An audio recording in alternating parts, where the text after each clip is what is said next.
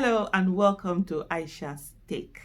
Today we'll be looking at a tweet from a minister in Buhari's government. This minister is Festus Keyamo, a senior advocate of Nigeria, and the tweet goes as follows. We told the obedient soldiers that their hero was taking them to nowhere, taking them for a ride of the century and for political 419. We laugh, we are ahead of them, and he puts a laughing emoji. And then he goes on to put out a link which says from Podium Reporters, and this headline says, Obi agrees to deal to clear path for Atiku's emergence. First of all, before I even go into the article itself, the first thing that I'm going to look at, it's the tweet from Festus Keyamo. Festus Keyamo says, we told obedient soldiers that their hero was taking them nowhere. One of the things that Festus Keyamo needs to understand is that Peter Obi supporters are not looking at Peter Obi as hero. Because if you think somebody is a hero, all you just do is that you just go and sleep and do nothing. And if that's the mentality that Festus Keyamo has, it's really quite a shame seeing that someone that is supposed to be a senior advocate of Nigeria, a lawyer of repute, whether it still is, and I put the repute in question mark, because every day you get to know more about someone and what people stand for. And so this is not about looking at Peter Obi as a hero. First of all, he's not seen as a hero, and that's why citizens are working and putting in their bit. Citizens have understood that leadership, governance is about both sides putting in all the things that they need to put in, and so they are doing all the work that they want to see. The next thing also is looking at where he says that he's taking them for a ride of the century and for political 419.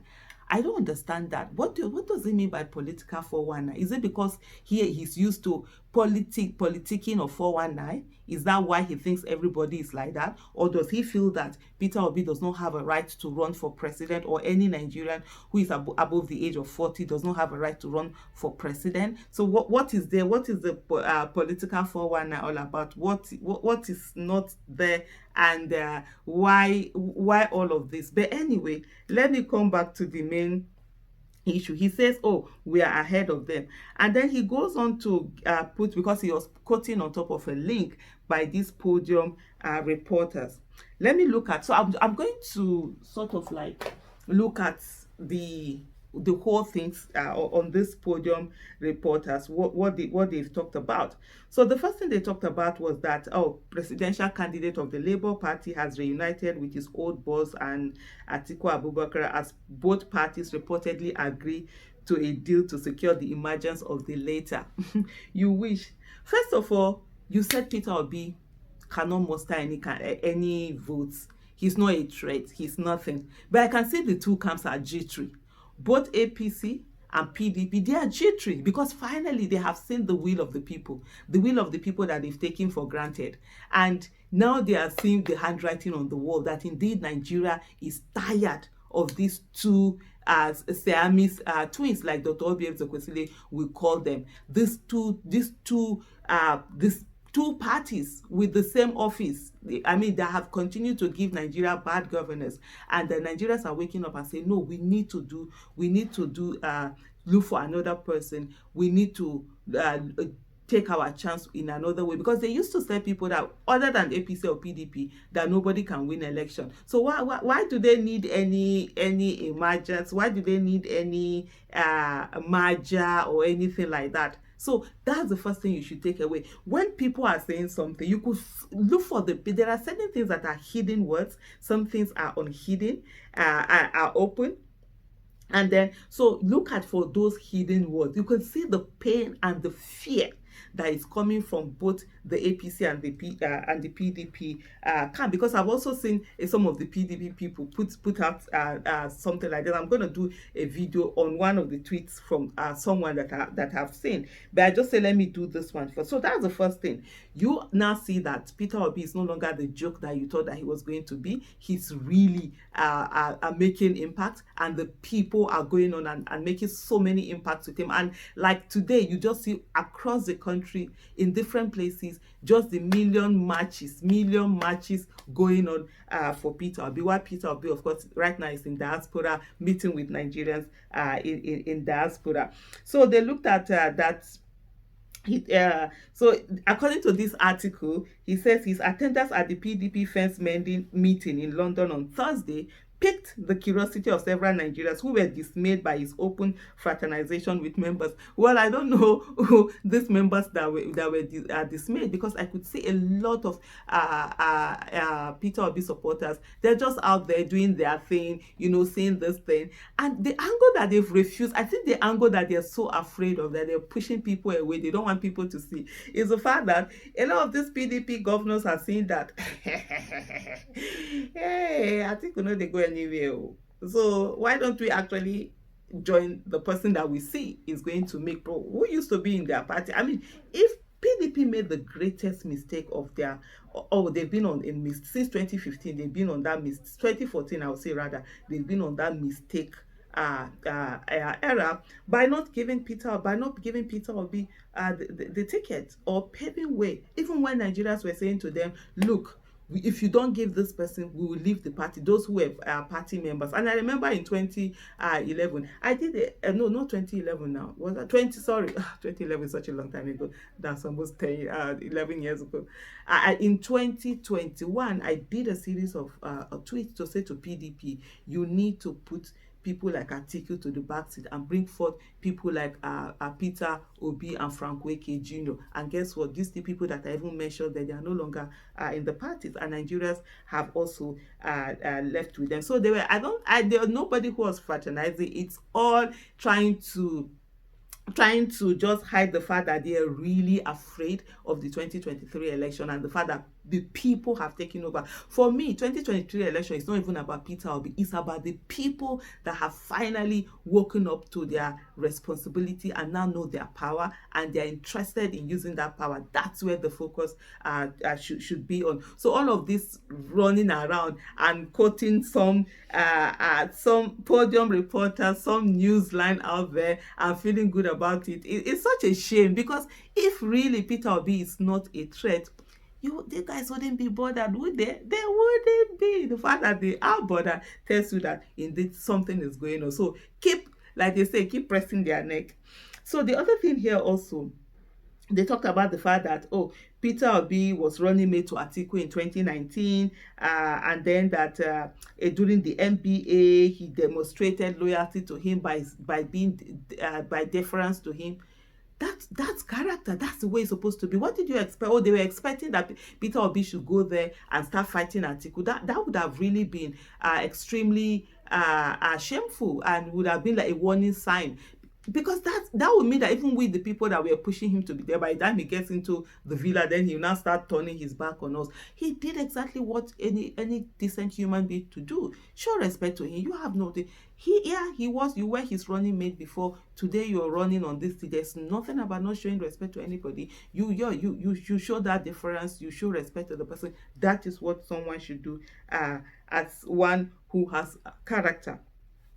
They also talked about the fact that the meeting was a gathering of the PDP old and new boys, including Donald Duke, Governor Seyi Makinde of Oyo, Governor Samuel Otom of Benue, Governor Ikpeazu of Abia State, and Governor Ahmed Fintiri of Adamawa State. Yeah, they all are, and it's amazing. So, like I said earlier, what's cooking? What do you think? Are they so afraid of people looking at the possibility of these governors knowing that, look, it's time, Peter Obi, the Peter Obi's movement has really gone far. And I remember when, who was it, the Edo State governor, that was talking about the fact that, look, in every house, you have an obedient person there, someone who is obedient. He told them a long time ago, and many of them thought it was a joke. Because I'm sure the Edo State governor, knowing fully well that Labour has gained so much ground in Edo State. I mean, even the former governor, Adams Oshiomhole, actually won the first time on the premises of Labour.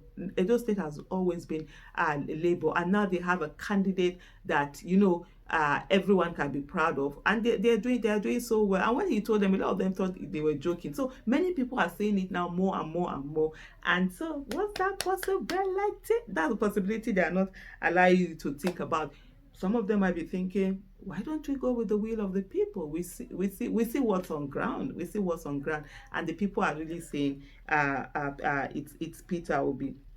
And then for this wishful thinking that, oh, Peter Obi will just suddenly drop out of the race for Atiku for some high-powered position. Which position? I mean, even the Peter Obi you're looking at, he's seeing the presidency. People are telling him, we want you to be president. And then you think that he's going to drop for the Atiku that has been running since 19 and has never won anything. Are you for real? Does it even make sense? I think they're just desperate and just trying to do everything they can to just put a little bit of doubt in some people's mind. Come on, just stop that. Then going on to the in the article also, the meeting was attended by President Obasanjo and all of that, and then they also talked about Governor Nyesom Wike and all the things that are happening there. Where PDP have their own thing going on, they will continue to work. But there was something that I saw here that which was quite interesting, and in a way which was like, we've been saying it, but you guys don't want to agree, but at least you guys are putting it out there in a little way. So it said, according to our sources, which is the political podium, is that their name? I hope I didn't get their name wrong, but I said their name right earlier on. They said, Atiku acknowledged at the meeting that Obi's emergence as a candidate and soaring popularity amongst a group of electorates have complicated his victory calculations, especially in the eastern region of the country, where he's looking to shore up numbers to make for the predicted loss in the northeast. So right now, what this article is trying to say is that Atiku, with the emergence of Shetima, he doesn't have this northeast.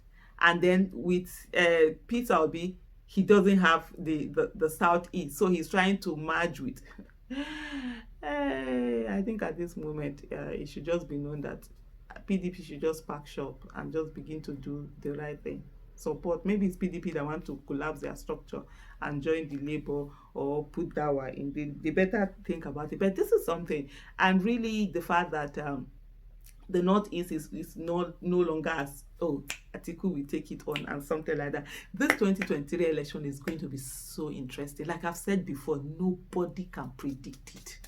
It's if everybody is baffled, and it is in the hands of the people that want it the most. And if people keep going and keep working together, they can ensure they be the winners of this thing.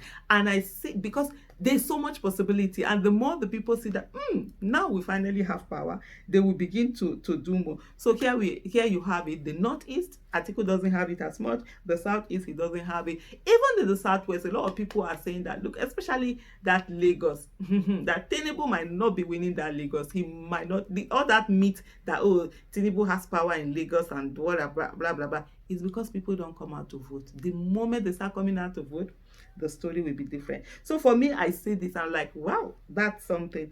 So what they're trying to say is that they are trying to, that at the last moment, okay, there's something also. So in this article, there's this paragraph that I found so interesting where they said, Obi's acceptance to play the spoiler role and clear the path for emergence of Atiku and PDP in 2023 was conditioned on the promised reward of a very senior position in a possible PDP administration should Atiku. Okay, I think I've talked about that. That's not even the part. There was one other part I saw. So that's what they. Okay, yeah, this is it. This also includes the Southwest region where Obi has been tasked to continue his posturing as the better alternative to the duopoly of the APC and PDP as a decoy to steal votes that would otherwise have gone to APC. So you see what this simply means is that if the APC are afraid of the Southwest, it's not like the way they thought, oh, the Southwest is in their pocket. They are afraid of the South. And so they are trying to say that, oh, he's just there as a spoiler. He will still go back to Tinubu and all of that nonsense. They are afraid. And I'm going to say this to you, my people. It is real. What is going on is real. What you're doing is real. For every Peter Obi supporter out there, keep doing what you're doing. Keep pressing their neck. They are seeing it. It's becoming more glaring to everybody that Nigerians are tired and Nigerians are ready to be part of the 2023 election. And so a lot of permutations and all sorts of things are going on. Don't mind them. Just focus on your team. As for Festus Keyamo, keep dreaming, bro.